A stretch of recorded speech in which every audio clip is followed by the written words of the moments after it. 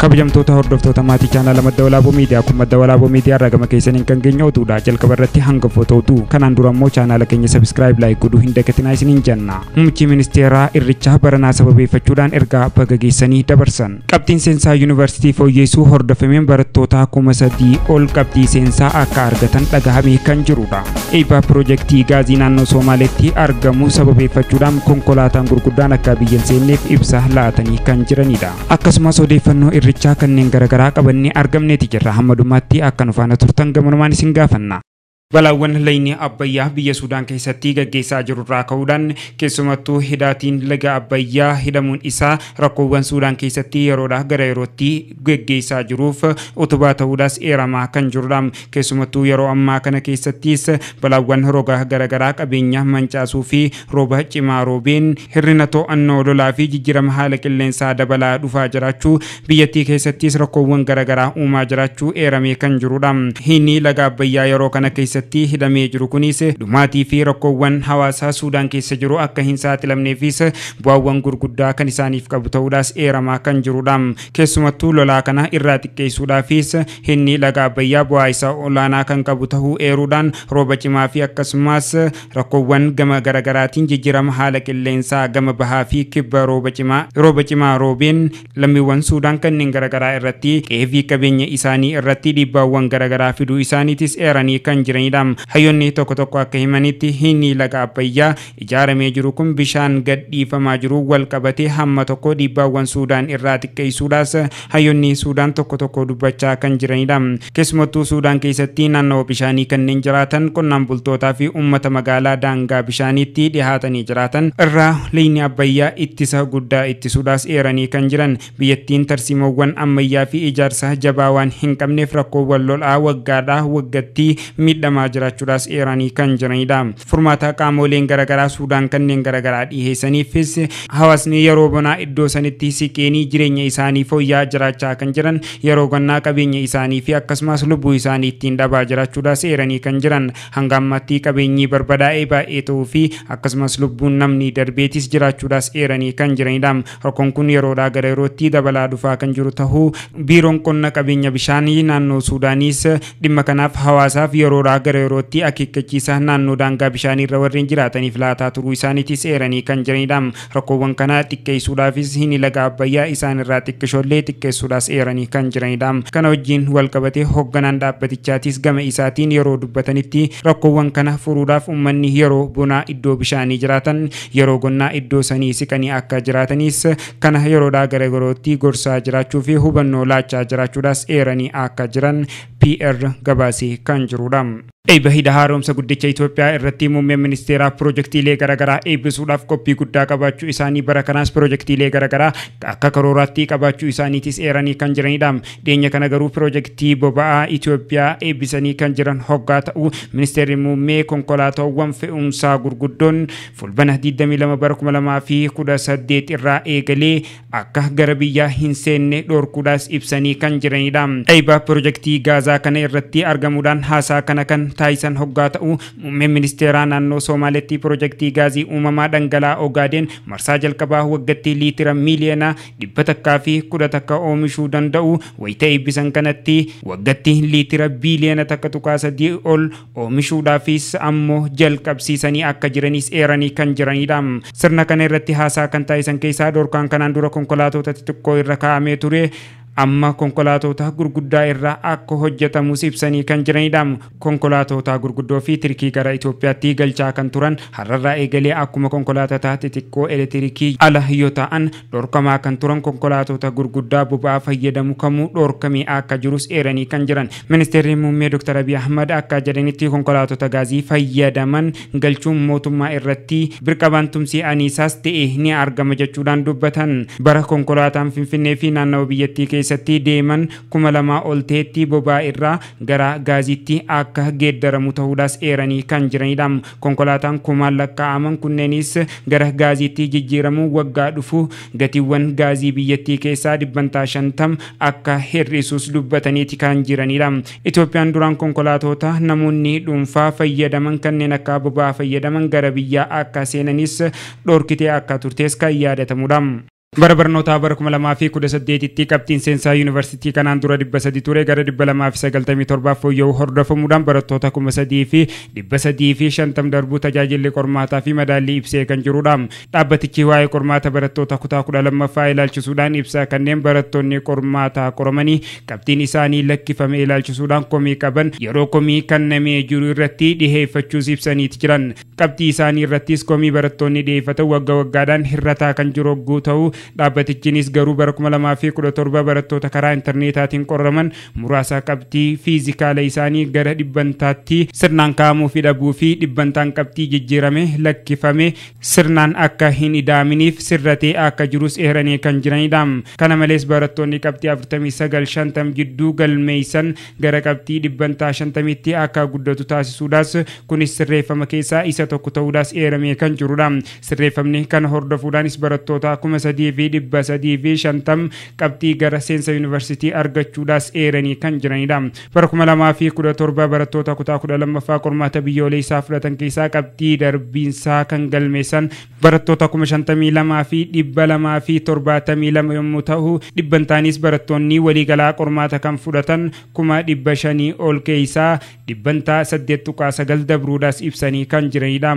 Qabxiin olaanaan bara kanaa dodolaarraa barataa Khalid Bashir 659 yommuu galmeessu barattuun Hayimaanoot Yohaannis 580 akka galmeessuudhaan saayinsii uumamaa keessaa sadarkaa jalqabaa argachuu isaaniitis himanii kan jiranidha. Saayinsii hawaasaatti ammoo barataa Caalaa Girmaa 563 shamarran ammoo barattuu Simboo Darajjee 549 fiduun dabalee sadarkaa takkaffaa qabatanii akka jiran eeramaa kan jirudha.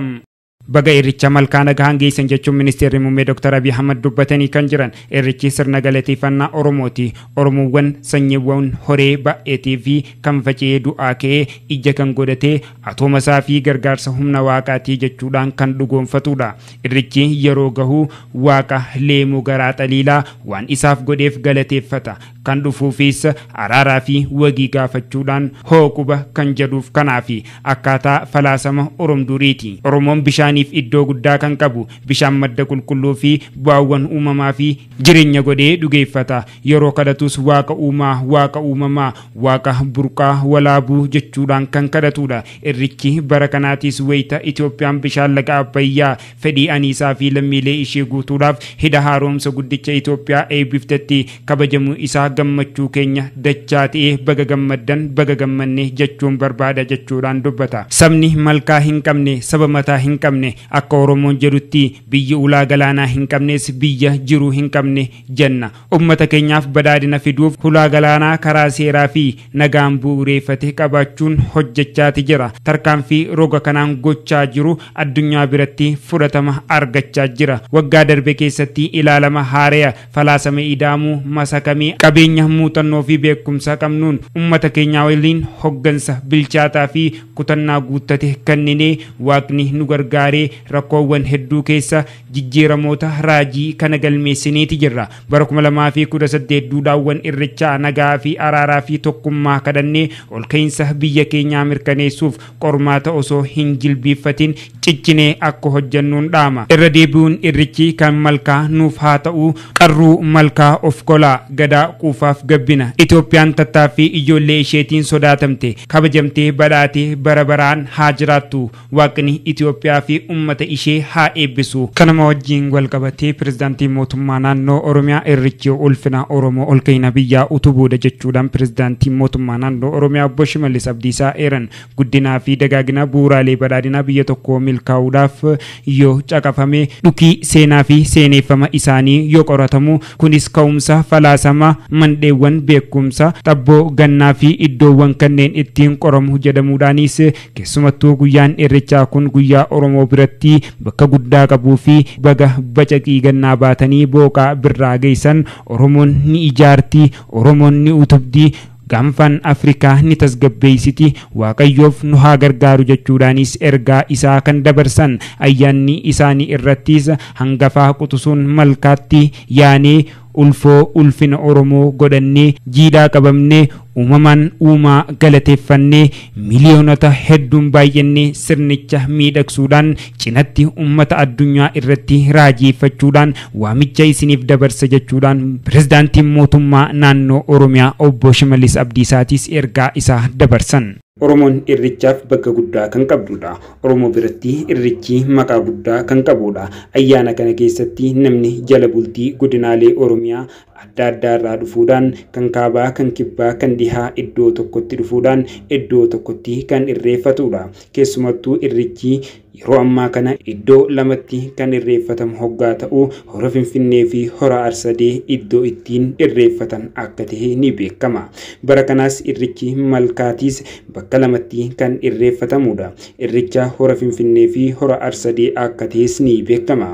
Irrichi hora Finfinnee yeroo dheeraadhaaf waggaa 150 booda akka lakkoofsa warra Awurooppaatti yeroo jalqabaatiif Onkololeessa 5 bara 2019 hora Finfinneetti deebi'ee irreeffatame kan jirudha.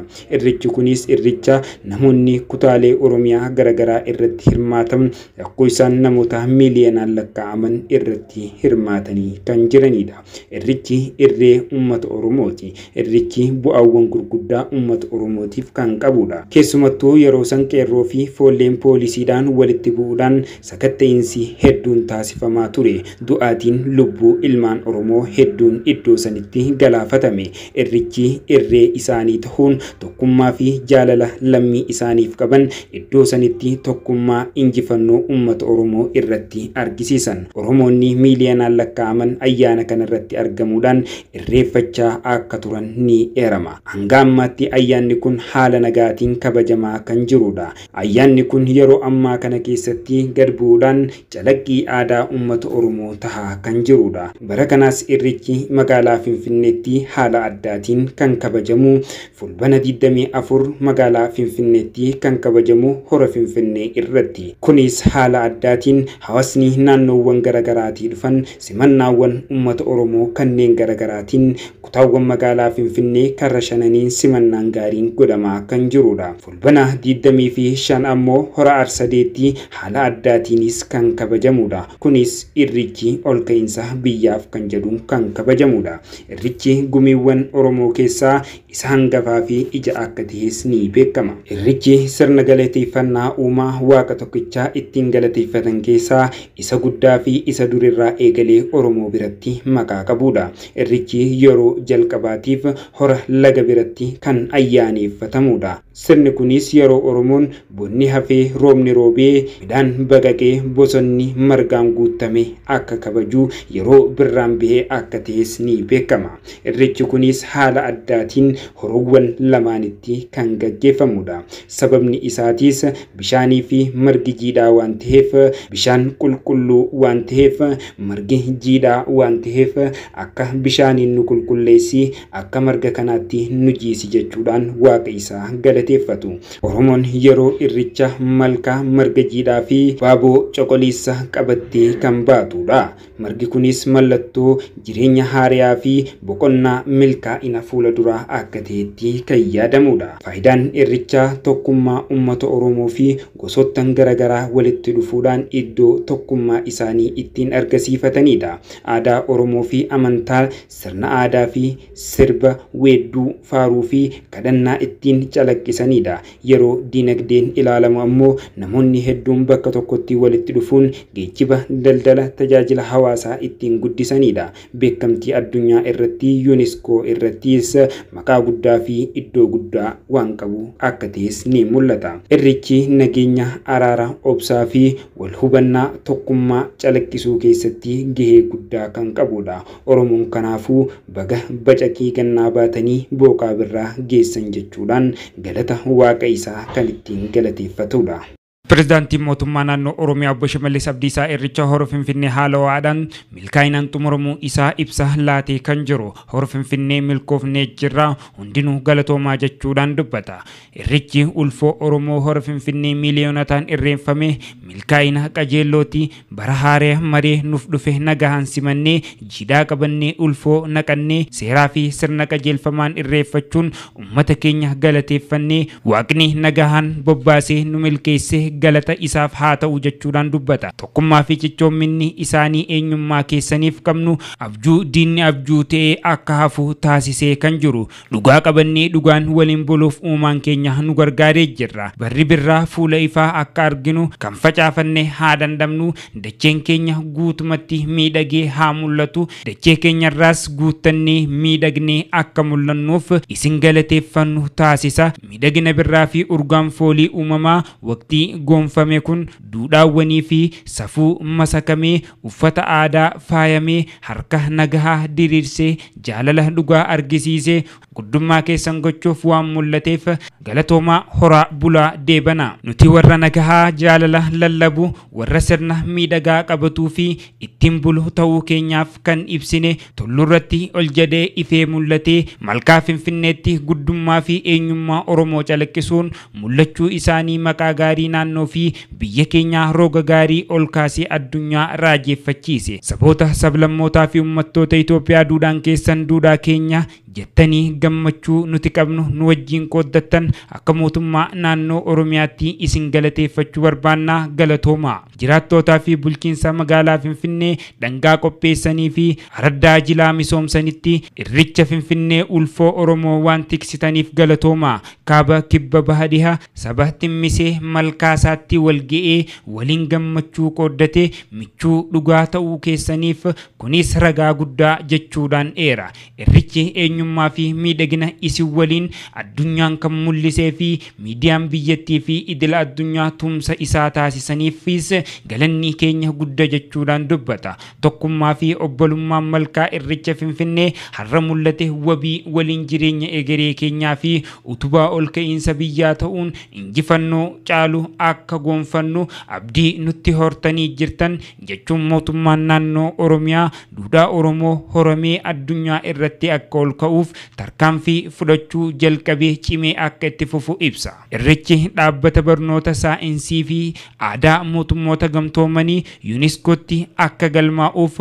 kutannoon hojjechuu isaaniitis ibsan. Irreecha hora Finfinneetti waaqni addanuuf kannee milkoofnee maree'oo fi gabbisayyoon uumama keenya faarfannee guyyaa boruu hora arsadee bushooftutti irreeffachuu qajeella. Oromiyaa ni ijaarra, Itoophiyaa ni utubna, gaanfa Afrikaa ni tasgabbeessina, Waaqayyoonis nu gargaara. Haaluma kanaan oduu wal qabattuun kantiibaan magaalaa Finfinnee Aadde Adaanach Abeebee ayyaana irreecha hora Finfinnee bara kanaa haala ho'aateen kabajamee xumuramuu isaa ibsa laattee kan jirtu. Irreechi hora Finfinnee uummata Oromoo qofa osoo hin taane saboota sablammoota hedduun daawwattoota biyyoota garaagaraa fi qorattoonni aadaa fi seenaa irratti hirmaachuu kaasanii ayyaanichi haala ho'aateen kabajamee xumuramuu isaa gammachuu guddaa isaanitti dhagahamuu isaatiis eeran. Finfinneen misooma koriidarii fi qarqara laggeen miidhagee hirmaattoota ayyaanota dirree fi akkasumas turistoota guutuu addunyaarraa dhufan daran akka hawwatee fi mijjatu taasiseeti jira jechuun dubbatan. Ayyaanni haala miidhagaa fi ho'aateen akkasumas duudhaa isaa eeggateen akka kabajamuuf qaamolee gahee taasisaniifis galateeffatanii akka jiran eeranii kan jiranidha.